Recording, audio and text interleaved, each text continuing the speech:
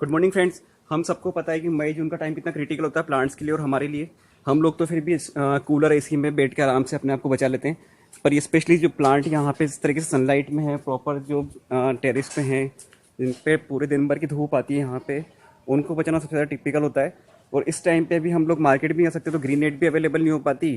जैसे मेरे पास भी कुछ थी जो मैंने यहाँ पे लगा दी, और अभी ये वाला एरिया मेरा बाकी जिसपे अभी भी ग्रीन नेट बाकी है, यहाँ पे लगा नहीं पाया मैं।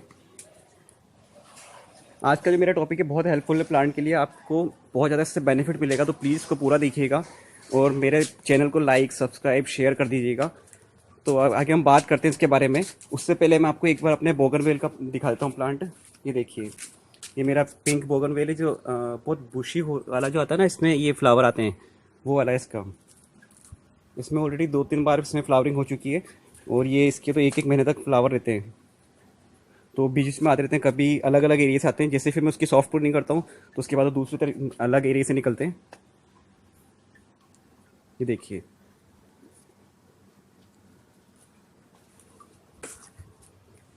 अभी जो मेरा पोर्चुलो का प्लांट लगाए थे मैंने, सारे में जो कटिंग लग रही है इस तरीके से यहाँ पे, ये देखिए, तो इनमें भी फ्लावरिंग स्टार्ट हो गई। एक के ऊपर पिंक वाला यहाँ पे आ गया, उसके अलावा एक और कलर है ये वाला यहाँ पे आ गया, ये लाइट ऑरेंज उसमें पीच कलर में है ये वाला, और एक वाइट वाला आज खिला है जो फर्स्ट टाइम आया है, तो वो भी अभी मेरा ध्यान गया उस पर, वो मैं दिखाता हूँ आपको।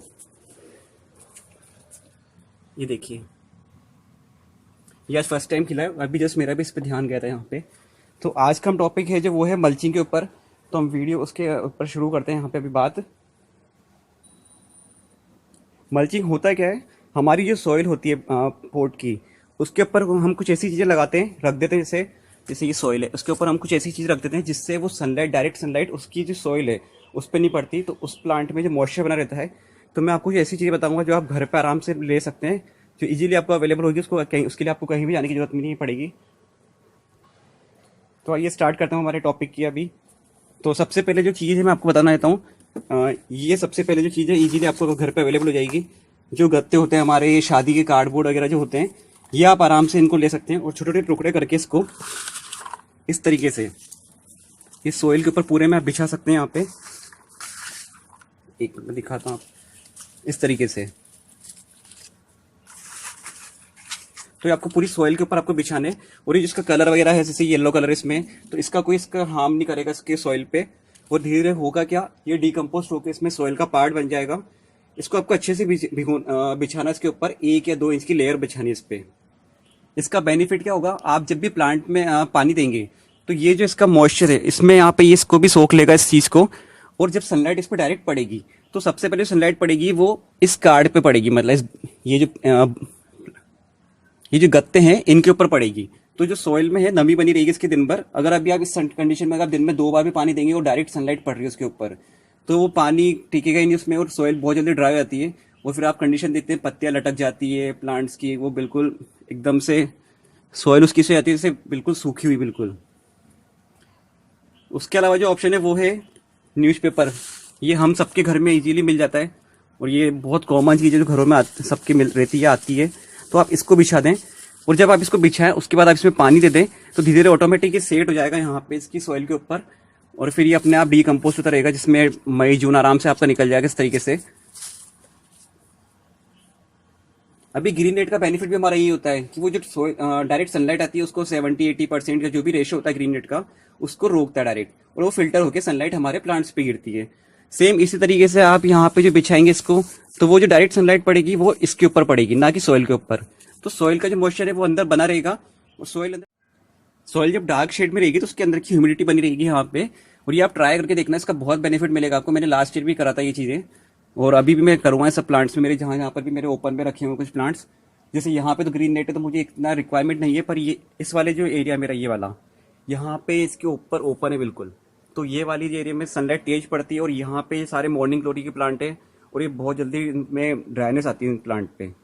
तो मैं अभी दिन में ट्राई करता हूँ कि मैं पानी के इस तरीके से यहाँ पे रखता हूँ, बाल्टी वगैरह मैंने सब एरिया में रखी हुई है, बीच में आके थोड़ा सा पानी डाल देता हूँ जमीन के ऊपर, ताकि यहाँ पे मॉइस्चर बना रहे। ये देखिए, एक ये मधुमक्खी। इसके अलावा कौन कौन सी चीज़ें मैं आपको बता देता हूँ एक बार। तो आप उनमें से जो भी आपके पास अवेलेबल हो घर पे, वो आप ट्राई करिए। और अब आप नेक्स्ट चीज़ है उसके अलावा जो लीफ होती है, सूखी पत्तियां होती है, ड्राई लीफ वगैरह जो होती है इन प्लांट्स की, वो आप इसके ऊपर मल्चिंग उससे भी कर सकते हैं। तो आप उनकी 1-2 इंच की लेयर बनाते हैं अच्छे से। वही सेम तरीका है सबका, बस ऑप्शन आपको देखना है कि आपके पास क्या क्या अवेलेबल है। उसके अलावा होता है गेहूं की भूसी आती है, जो जैसे गेहूं निकलने के बाद जो उसका सूखा जो भूसी बचती है, या फिर चावल की इस तरीके से होती है, चावल निकलने के बाद जो उसकी भूसी बचती है, जो चारा की तरह उसमें काम आता है अपन गाय भैंसों को, जानवरों को देने में। तो वो आप ला सकते हैं अगर आपके आसपास अवेलेबल हो तो। वो आप डाल सकते हैं इसके ऊपर, वो भी बहुत अच्छा सोर्स रहता है इसका। और उसके अलावा ये घास वगैरह जो होती है, ड्राई आती है उसमें, वो सब डाल सकते हैं आप, उसकी सूखी घास। उसके बाद आप कंपोस्ट डाल सकते हैं।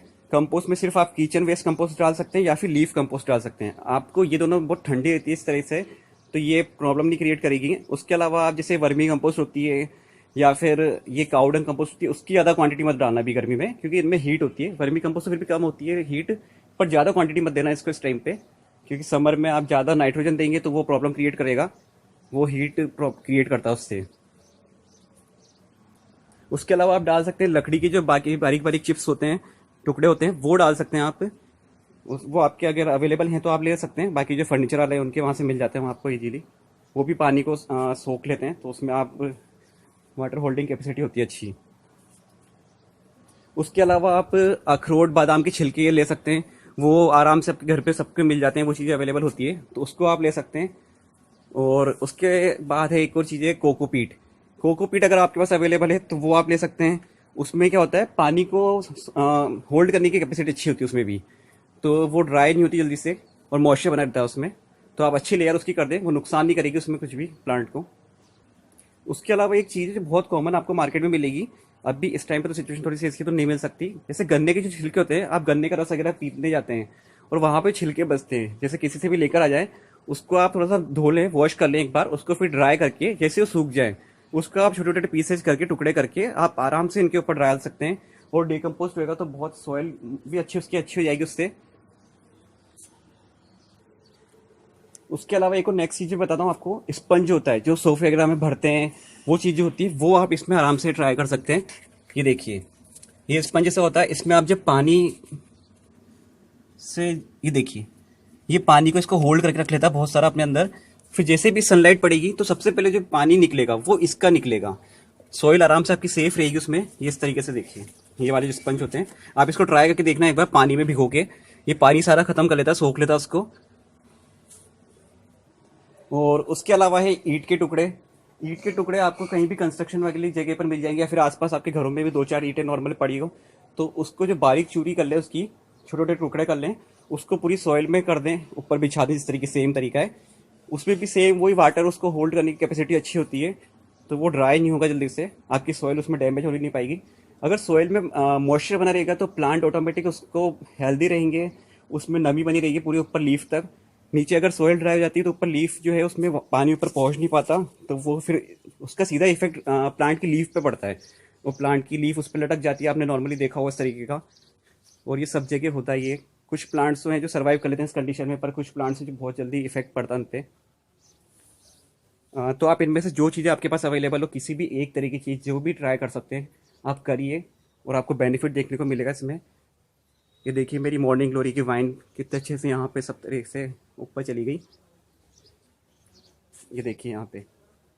और मैं आपको एक और दिखाता हूँ, मेरे पास में जो हमने जाली पे मैंने सारी चढ़ाई थी वाइन्स वगैरह वहाँ पे, मॉर्निंग ग्लोरी की, गिलोय की, तो वो मैं दिखाता हूँ आपको लोकेशन एक बार।